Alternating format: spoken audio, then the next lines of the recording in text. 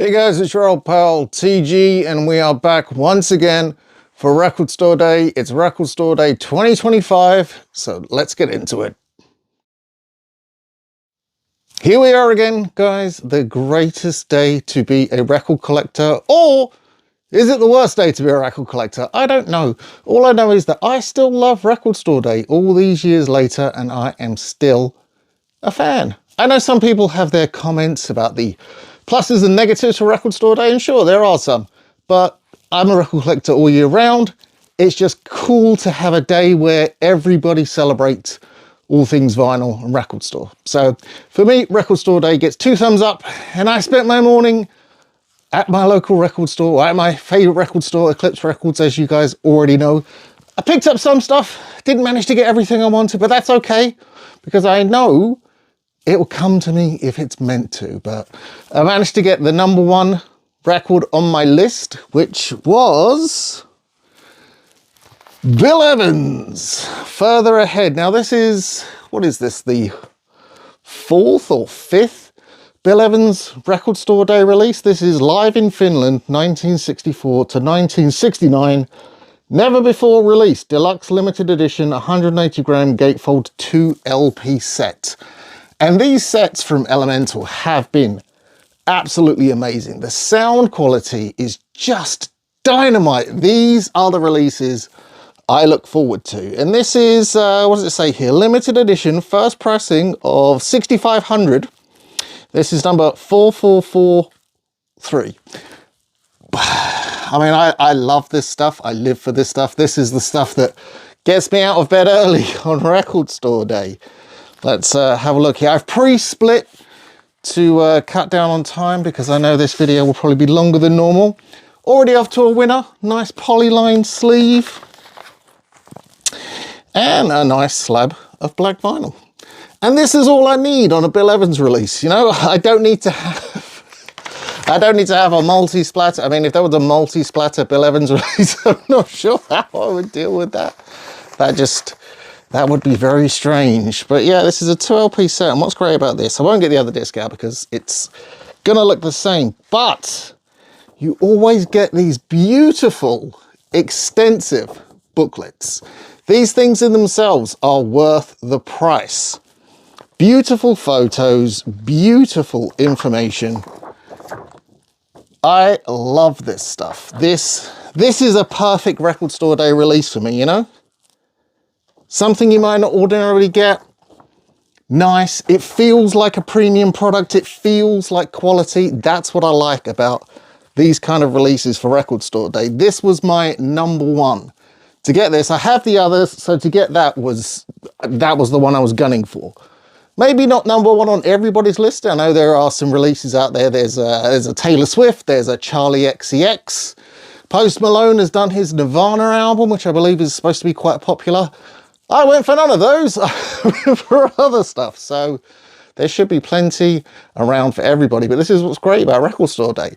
The selection, the quality this year was very good. It was all over the show. And my next selection, well, this is, I'd resign myself to never having this. Nuda Per Satana. This is the soundtrack or the score to the film Nude for Satan, which is, when did this come out? 1974. A 1974 erotic horror movie.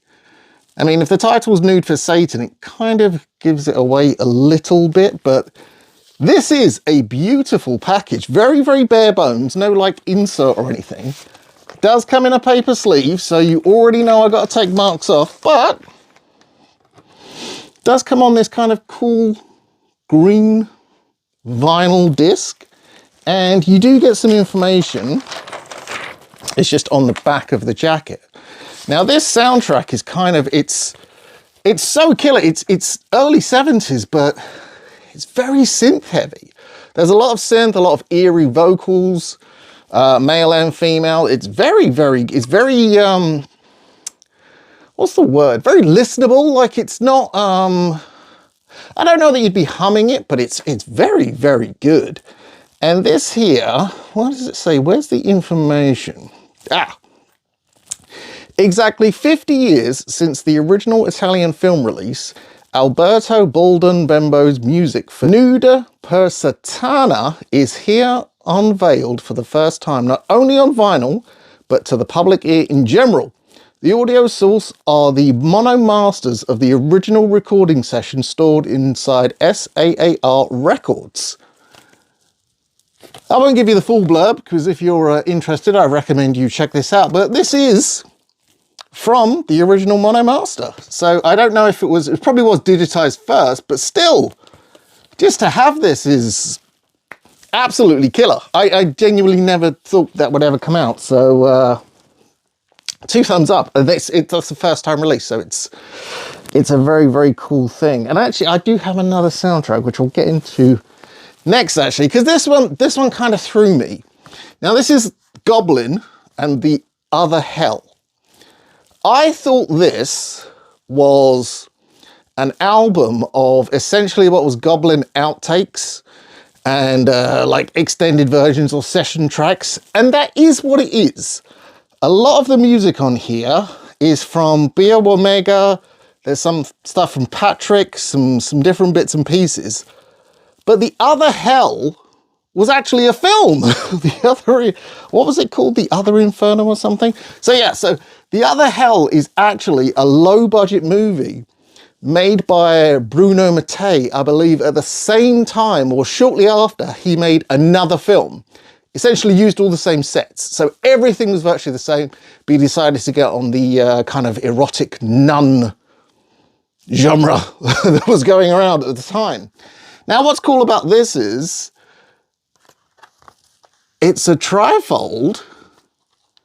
It's a single disc LP, but it's trifolds out, and you get all this killer artwork and killer illustration work of the film. Now, I was not expecting this. I expected a very bare bones package, but that's not what you get at all. You get this awesome fold out, and okay, I'll show you the disc itself. I think the disc is, what is this? It's like a pink vinyl. See, it already marks off paper sleeve. Now, there you go. It comes on, that's pretty cool. Trans pink, purple, depending on how the camera is looking. Now, that is cool, but you also get this great insert. This insert has so much information. I've already skimmed through this. But yeah, it talks about the other hell, La Ultra Inferno. Essentially, this was trying to piggyback off of Dario Argento's Inferno. And it tells you a little bit about the film, but it also tells you exactly where in the film the songs appear and where they originally came from. It's in both English and Italian, written by, what's his name? Fabrizio Cappuccio, who wrote the book on Goblin, literally wrote the book on Goblin. Fabio Cappuccio, which is a fantastic book. If you're ever in the market to read it, I believe it's called 7 Notes in Red. This is brilliant. I had a quick listen to this. So before, I had a quick listen to bits and pieces before I made this video, because I just wanted to check out. This is a really good release. I would highly recommend this. If you're kind of like on the fence because you're like, I don't need another Goblin release. Maybe you do. This one is kind of cool. Moving on swiftly. I was very happy this was finally getting a vinyl release because I have streamed this many, many times.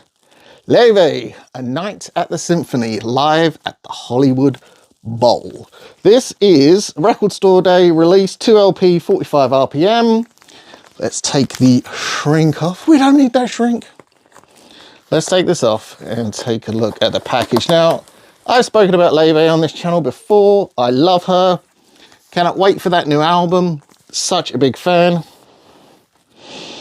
Oh, it's just beautiful. Just beautiful.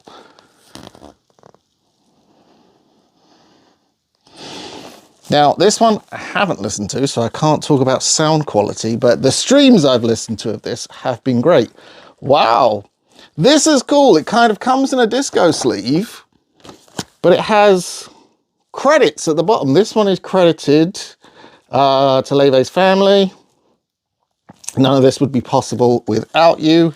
It's just black vinyl, which Why would you need anything else? Coloured vinyl when it makes sense. For a release like this, it don't make sense. So that's disc 1. Disc 2, there you go. No credits, but what is this? Oh, ooh, this is cool. It's an insert, but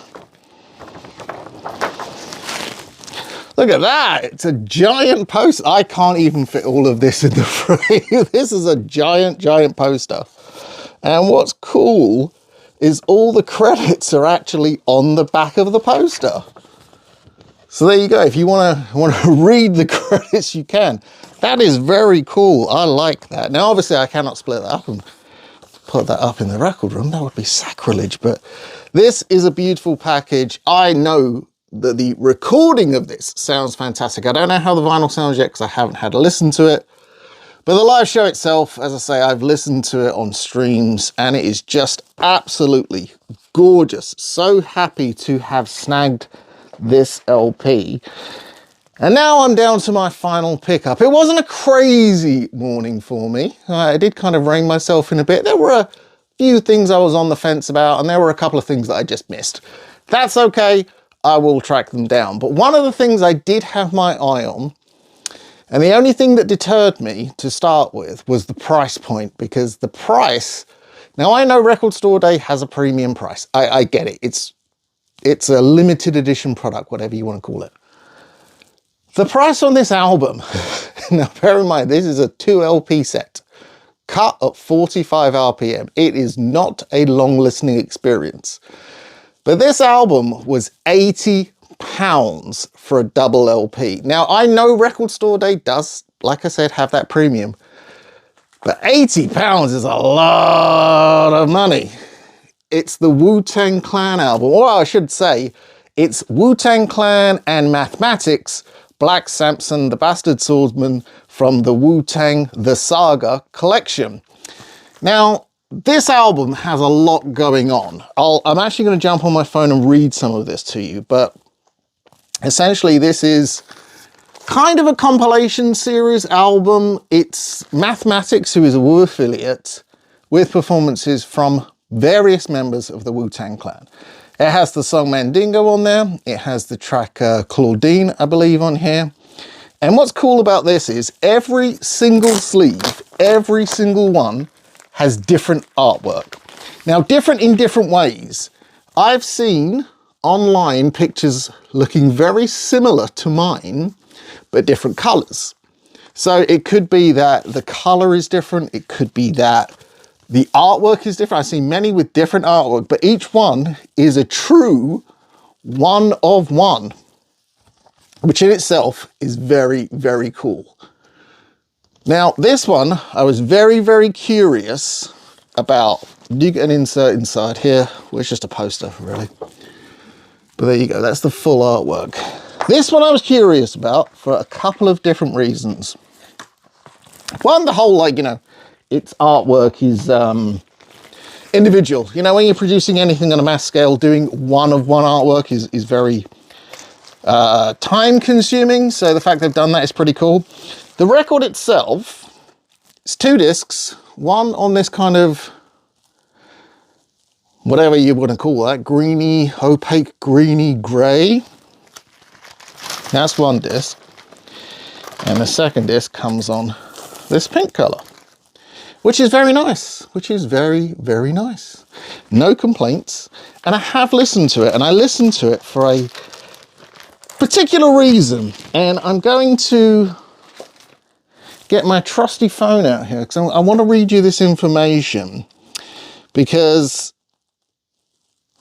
now I'm not saying that this information is made up.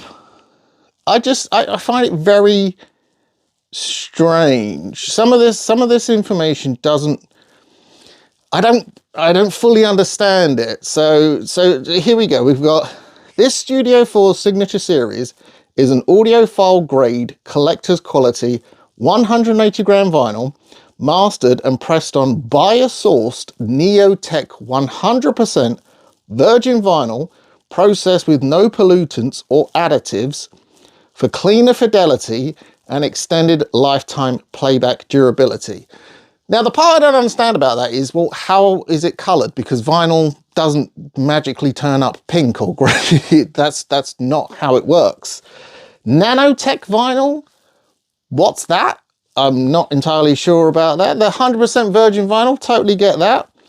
The mastering process utilizes the Perfect Groove mastering software. This software auditions the studio master prior to cutting the acetate to generate a forecasted virtual rendering of the record, as well as a report detailing an analysis of potential groove deformations impacting playback quality.